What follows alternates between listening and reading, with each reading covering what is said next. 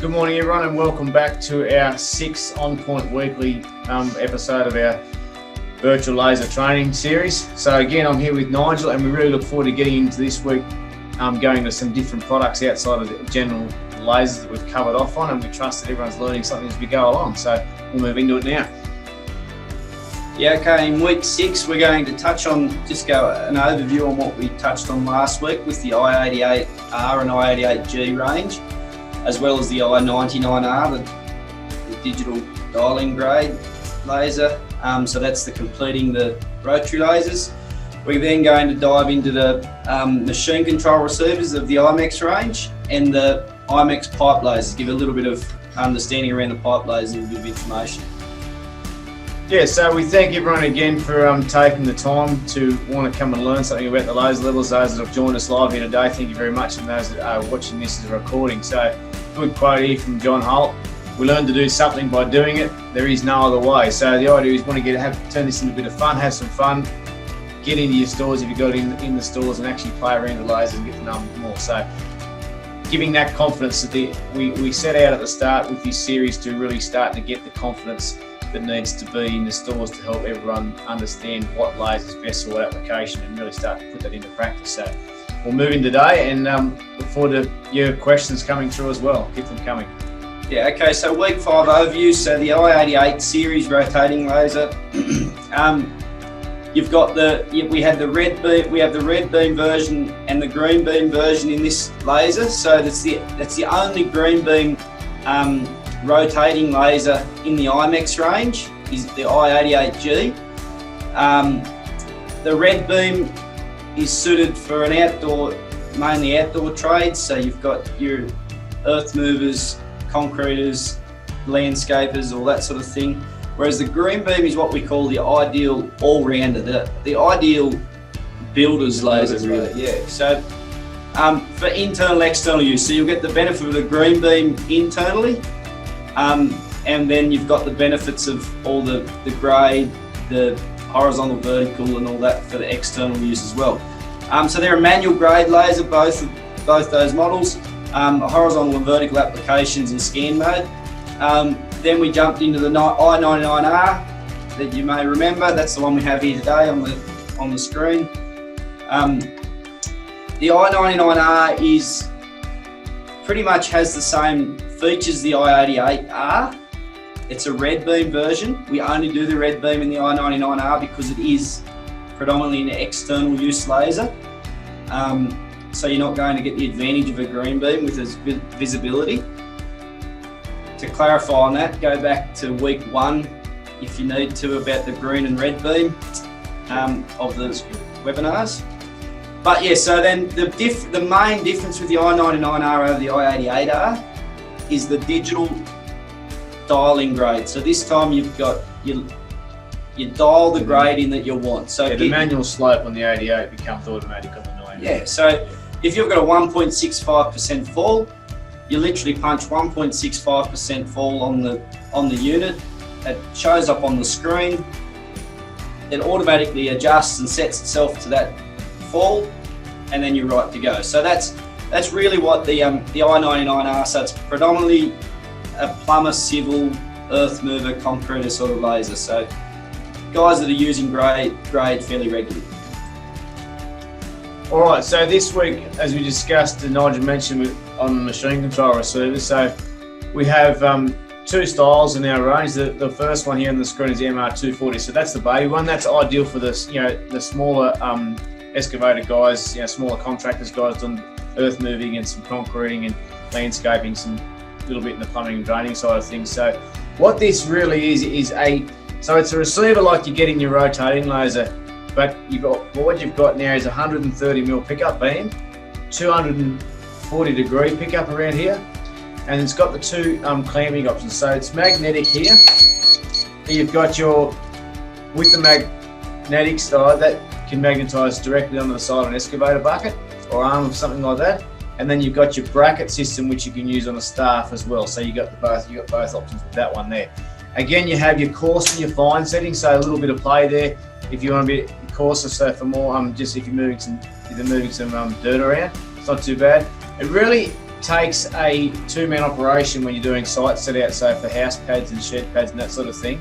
It really, or contour banks, it takes sort of a two-man operation down to a one, or saves a lot of time than getting in and out of a machine to take your levels with your normal receiver. If you can have this directly mounted onto the machine itself, where you can visibly see. So as you can see in the picture there on the excavator arm, well then you can use it as like a normal receiver.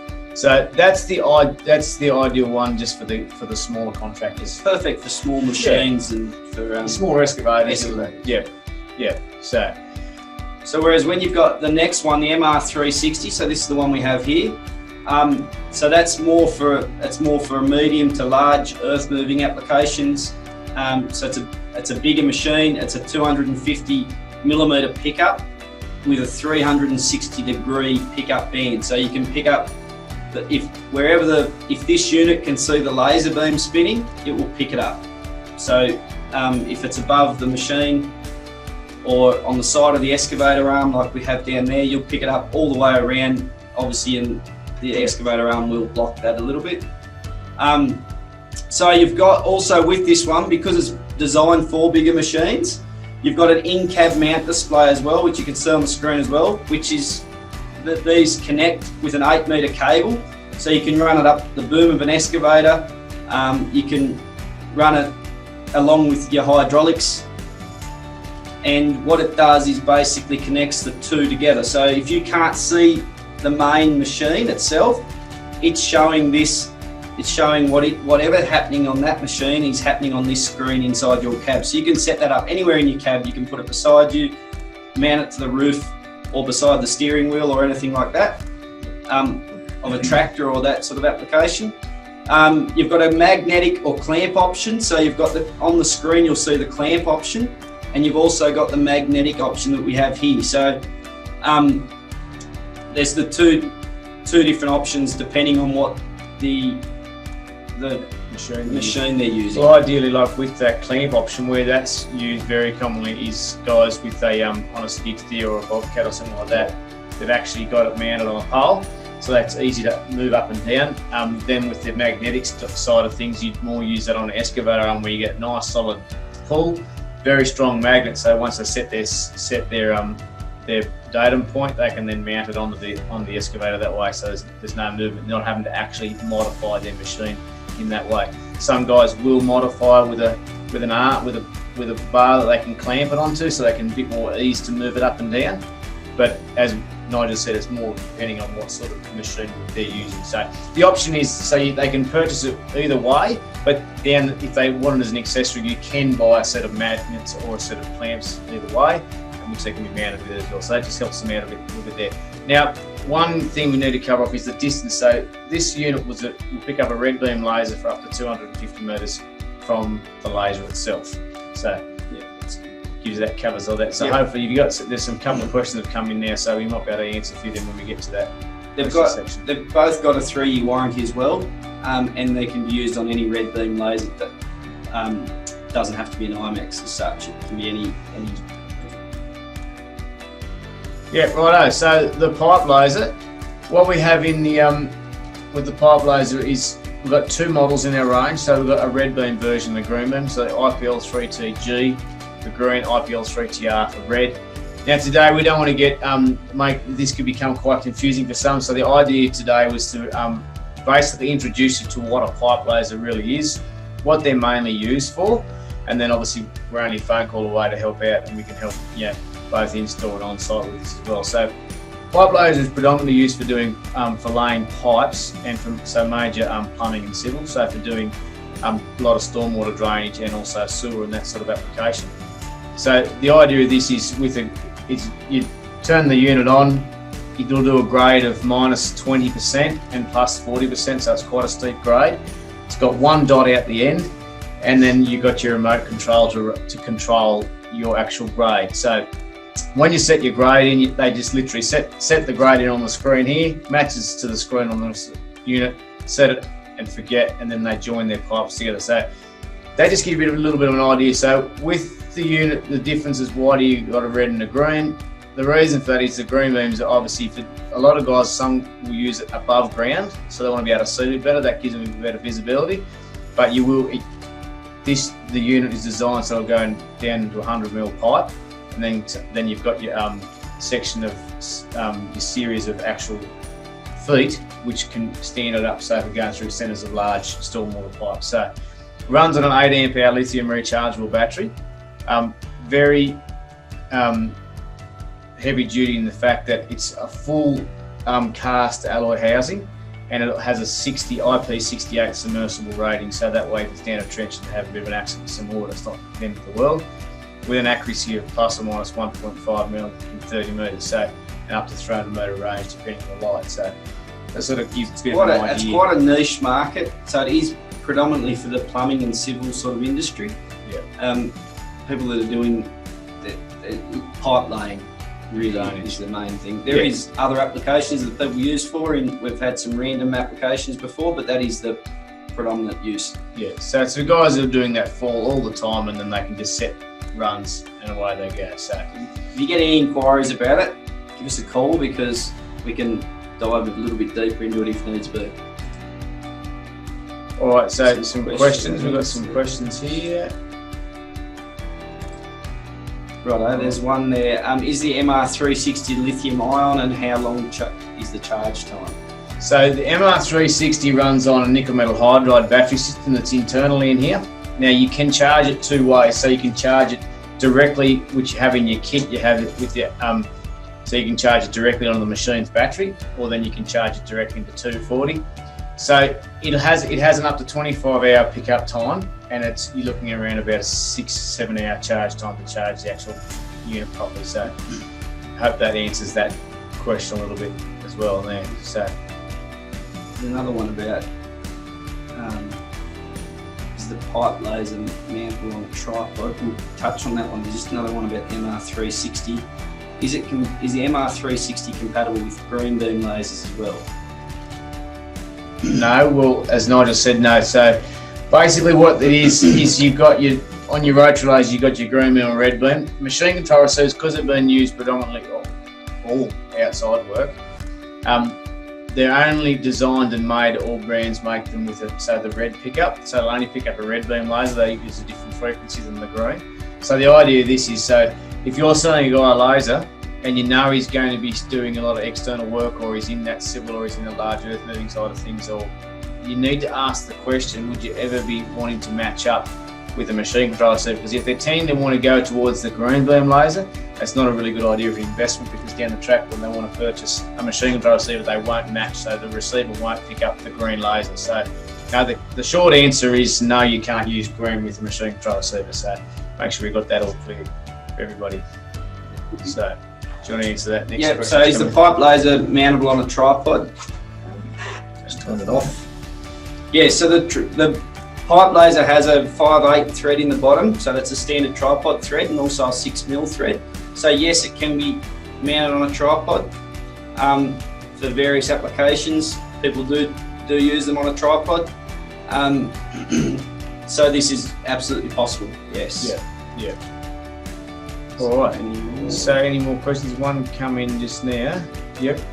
Would a plumber use both I99R and or a pipe laser? Yes, they would. That's an excellent question, because with the rotary, being a rotary, so the difference between a rotary and a pipe laser, the rotary laser, because it's spinning around, if you're doing a grade or a fall, so if you're doing a fall in a trench, it's absolutely fine to use a rotating laser, making sure it's set up correctly, which we've got the instructions in the manual how to set it up. So when you do a fall, so it's accurate. So yes, it can be used like that.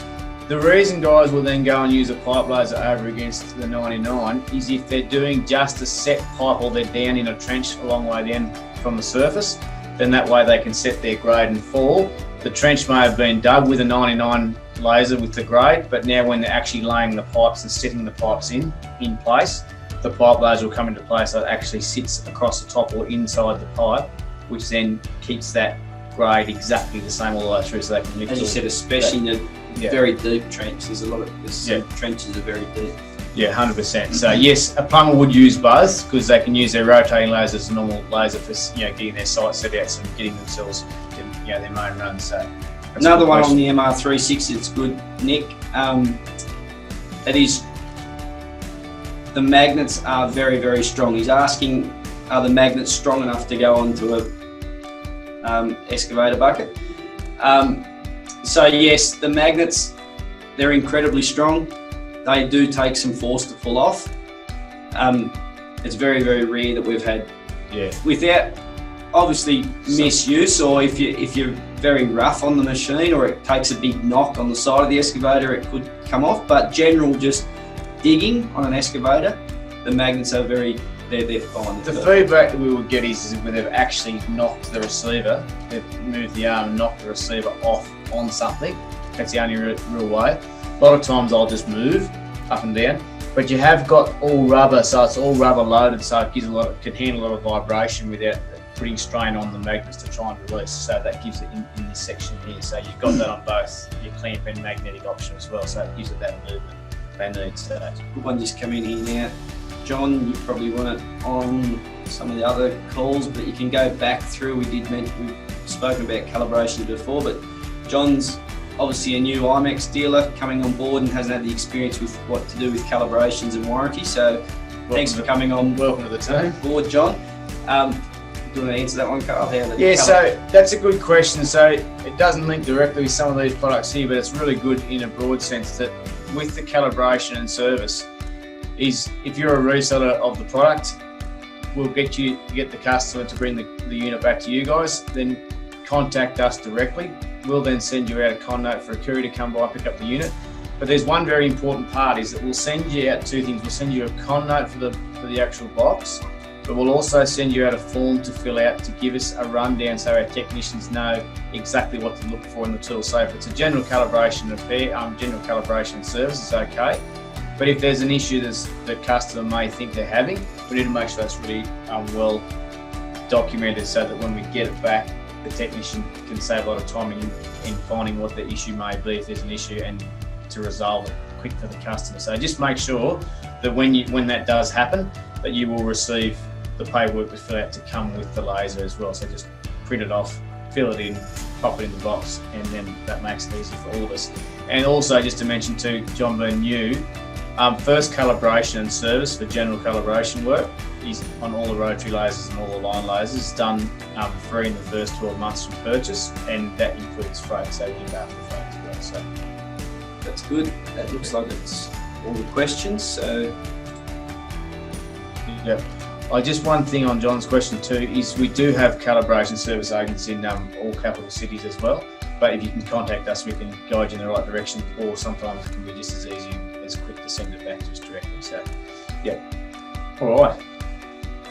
Well, thank you all again for taking the time to come and join us, and to join us those that have been with us the whole time, this whole last 6 weeks. We really thank you for the time, and trust you learned something from it and got some value out of this, so that you can actually take that value now of your knowledge into the store and reap the reward. So start to turn those first opportunities or inquiries or tyre kickers into an actual sale, and giving you the confidence that you've got to know a bit about it. So I've had some really good feedback come through. Great feedback, so that's good. So the more feedback the better, because it's encouraging, and we can means people have learnt something. So, and then we can better help you as we go along too, and we can help you out. The more you ask us, the easier it is for both sides. So give us a call, send us an email, and we'll be absolutely happy to help you out. And we trust you've got some really good insights through the last 6 weeks. Yeah, and just remember too that you do have all these episodes are all on our resources page on our website, which we'll send the link to, and then that way you've got it there for we've got that there for future reference, and if you've got new guys coming through that want to know a bit more about it. So, alrighty, well, we thank everyone for joining us, and have a great rest of your day, and we look forward to seeing you another time. Thank you. See ya. Bye.